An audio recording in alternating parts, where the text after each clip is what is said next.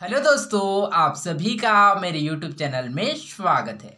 आज हम पढ़ेंगे अध्याय 9 धातु एवं धातु कर्म मेटल्स एंड मेटलर्जी का लेक्चर 6, जिसमें आज का हमारा टॉपिक है धातु का निष्कर्षण, एक्सट्रैक्शन ऑफ मेटल्स। ओके, तो इसमें हम लोग जानेंगे कि जो धातु का है जो निष्कर्षण है वह किस प्रकार से किया जाता है। ओके, तो चलिए इस टॉपिक में आगे बढ़ते हैं। धातु के निष्कर्षण की विधि धातु की सक्रियता तथा अयस्क की प्रकृति पर निर्भर करती है।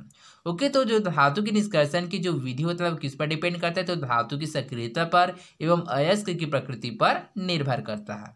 ओके, क हम जानते हैं कि अधिक क्रियाशील धातुएं सोडियम, पोटेशियम और कैल्शियम आदि को उनकी यौगिकों से तत्व के रूप में प्राप्त करना कठिन है। ओके, तो जैसे कि अधिक क्रियाशील धातु जैसे कि सोडियम हो गया, पोटेशियम हो गया, कैल्शियम हो गया, इसको क्या करते हैं, अर्थात इसको उनकी यौगिकों से तत्व के रूप में इसको प्राप्त करना कठिन है। इन यौगिकों में विद्युत धारा प्रवाहित करने पर धन आयन केशन ऋण आयन एनियन से अलग होकर कैथोड पर जाकर अपचयित हो जाते हैं तथा धातु प्राप्त होती है। ओके, तो जैसे कि सोडियम, पोटेशियम एवं कैल्शियम इन जो एलिमेंट्स है इसकी यौगिकों को क्या करते हैं, इसमें विद्युत धारा प्रवाहित करते हैं, तो यह धन आयन ऋण आयन से अलग होकर अर्थात इसके धन आयन एवं ऋण आयन क्या होता है, अलग अलग हो चुका है, क्या होता है, कैथोड पर जाकर अपचयित हो जाता है तथा धातु प्राप्त होता है। इस प्रक्रिया को विद्युत अपघटन या इलेक्ट्रोलिसिस कहते हैं। ओके, तो इलेक्ट्रोलिसिस किसे कहते हैं, तो इसमें आप लोग याद रखिएगा कि विद्युत का अपघटन या इलेक्ट्रोलिसिस किसे कहते हैं। तो आप लोग याद रखिएगा सोडियम, पोटेशियम एवं कैल्शियम यौगिकों में विद्युत धारा प्रवाहित करने पर इसके धन आयन एवं ऋण आयन से अलग होकर कैथोड पर जाकर अपचयित हो जाता है तथा धातु प्राप्त होता है। इस प्रक्रिया को ही विद्युत अपघटन या इलेक्ट्रोलिसिस कहते हैं। एल्यूमिनियम को भी इसी विधि द्वारा प्राप्त किया जाता है। ओके, तो इसमें आप लोग याद रखिएगा कि जो एल्यूमिनियम है उसको भी इसी विधि के द्वारा अर्थात विद्युत अपघटन विधि के द्वारा ही प्राप्त किया जाता है। सारणी 5। ओके, तो जैसे कि हम लोगों ने सारणी 5 पिछले पृष्ठ में देखा था, तो सारणी 5 में क्या हम लोगों ने सक्रियता श्रेणी एवं संबंधित धातु कर्म के बारे में जाना था कि जो एल्यूमिनियम होता है वह विद्युत अपघटन के अंतर्गत आता था। जो एल्यूमिनियम है उसको विद्युत अपघटन या इलेक्ट्रोलिसिस विधि के द्वारा ही प्राप्त किया जाता है। ओके, ख मध्यम और निम्न क्रियाशील धातुओं को उनके ऑक्साइड, सल्फाइड या कार्बोनेट एसिड से रासायनिक अपचयन विधि द्वारा प्राप्त किया जाता है। ओके, तो जो हम लोगों ने जो सारणी 5 में देखा था, तो उसमें से जो मध्यम और निम्न क्रियाशील धातुओं को उनके ऑक्साइड, सल्फाइड या कार्बोनेट एसिड से रासायनिक अपचयन विधि के द्वारा प्राप्त किया जाता है। कुछ कम या निम्न सक्रिय धातु जैसे कि पारा को उसकी ऑक्साइड या सल्फाइड में केवल गर्म करके प्राप्त किया जा सकता है। तो इस प्रकार से जो एलिमेंट्स है उसको प्राप्त किया जाता है। अन्य धातु के सल्फाइड, ऑक्साइड तथा कार्बोनेट के लिए दो प्रमुख पदों का उपयोग किया जाता है जिससे अयस्क से धातु का अपचयन सरलता से हो सके। ओके, तो इसके साथ आप लोग याद रखिएगा कि जो अन्य धातु के सल्फाइड, ऑक्साइड तथा कार्बोनेट के लिए दो प्रमुख पदों का उपयोग किया जाता है। ओके, जिससे अयस्क से धातु का अपचयन सरलता से हो सके। ओके, तो चलिए इसको समझते हैं।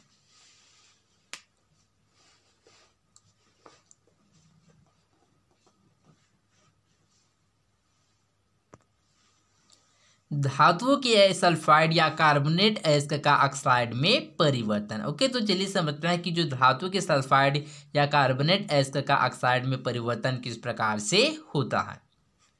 धातु के धातु के सल्फाइड या कार्बोनेट अयस्क को ऑक्साइड में परिवर्तित करने की विधा उसमें उपस्थित अशुद्धियों पर निर्भर करता है। ओके, तो धातु को सल्फाइड या जो कार्बोनेट अयस्क को ऑक्साइड में बदलने की जो प्रक्रिया अथवा जो बदलने की जो विधि होता है वो किसमें डिपेंड करता है, तो उसमें उपस्थित अशुद्धियों पर निर्भर करता है। पहला, सांद्र सल्फाइड अयस्क को जब वायु या ऑक्सीजन की उपस्थिति में उसकी गलनांक से कम तापक्रम तक गर्म किया जाता है तब यह प्रक्रिया भर्जन या रोस्टिंग कहलाती है। ओके, तो भर्जन या रोस्टिंग किसे कहते हैं, तो इसमें आप लोग याद रखिएगा, तो सांद्र सल्फाइड अयस्क को जब वायु या ऑक्सीजन की उपस्थिति में उसकी गलनांक से कम तापक्रम तक गर्म किया जाता है तब यह प्रक्रिया भर्जन या रोस्टिंग कहलाती है। इस क्रिया में अशुद्धियां वाष्पित हो जाते हैं जिस कारण धातु की यौगिक के अपचयन में सरलता होती है।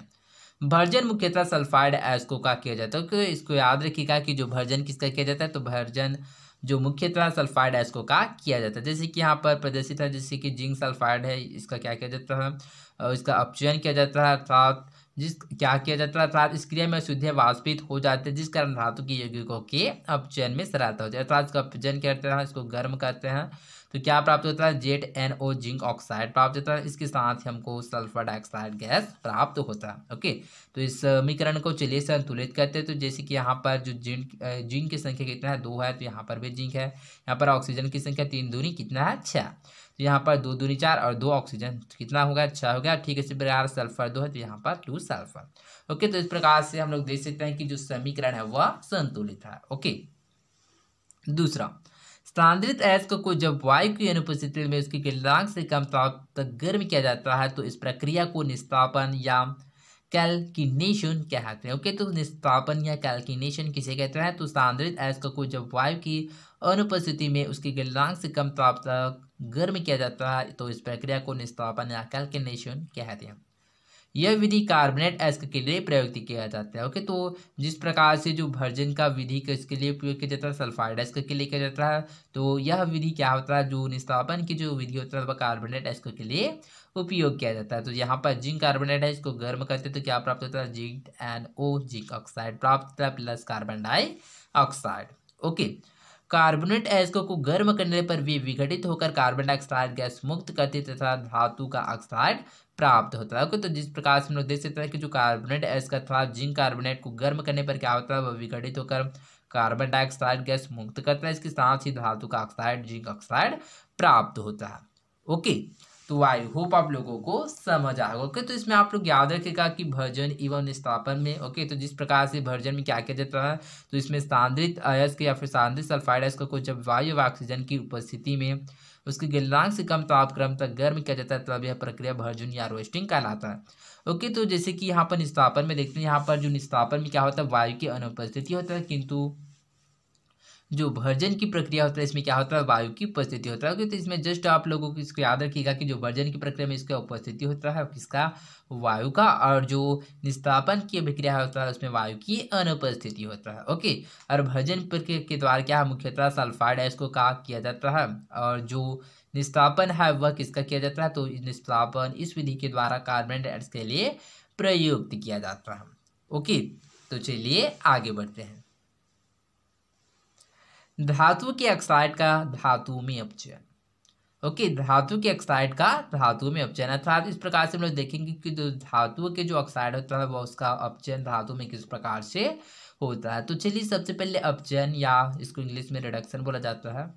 ओके, तो चलिए अपचयन के बारे में समझ लेते हैं कि अपचयन क्या होता है।